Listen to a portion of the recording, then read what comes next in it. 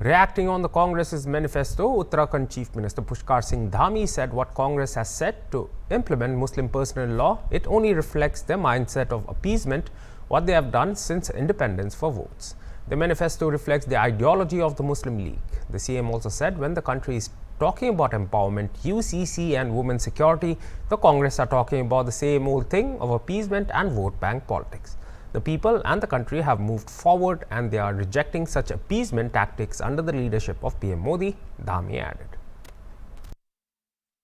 कांग्रेस ने जो मुस्लिम personal law को लागू करने की जो बात की है, वो निश्चित रूप से इनकी जो सोच है, तुष्टीकरण की जो सोच है, देश आजादी के बाद जो तुष्टीकरण देश में कांग्रेस ने लगातार किया है, वोटों के लिए राजनीति की है और कांग्रेस के घोषणा पत्र में जो घोषणा पत्र आया है उसमें मुस्लिम लीग की पूरी जो विचारधारा है उसकी छाप दिख रही है।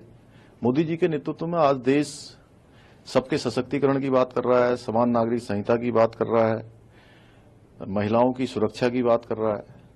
ये लोग आज भी वही पुरानी सोच, वही तुष्टीकरण और केवल वोट बैंक के लिए इस प्रकार की बातें कर रहे हैं। देश की जनता अब आगे बढ़ चुकी है, देश आगे बढ़ चुका है, वो अब इस प्रकार के तुष्टीकरण की बातों को तिरस्कार कर रही है। देश की जनता मोदी जी को देश का प्रधानमंत्री ऐतिहासिक मतों से बनाने जा रही है।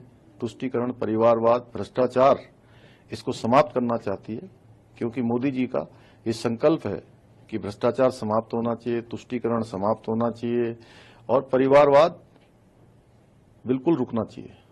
देखिए, उत्तराखंड के अंदर बहुत उत्साह का वातावरण है। उत्तराखंड की 5 लोकसभा की सीटें भारी बहुमत से भारतीय जनता पार्टी जीतेगी।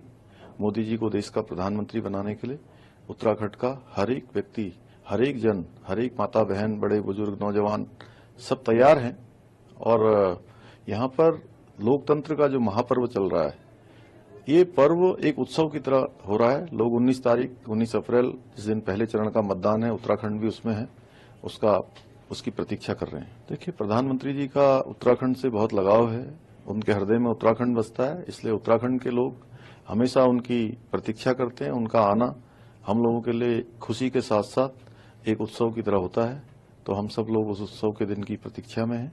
पूरी तैयारियां चल रही हैं, लोग आएंगे और ऐतिहासिक जनसभा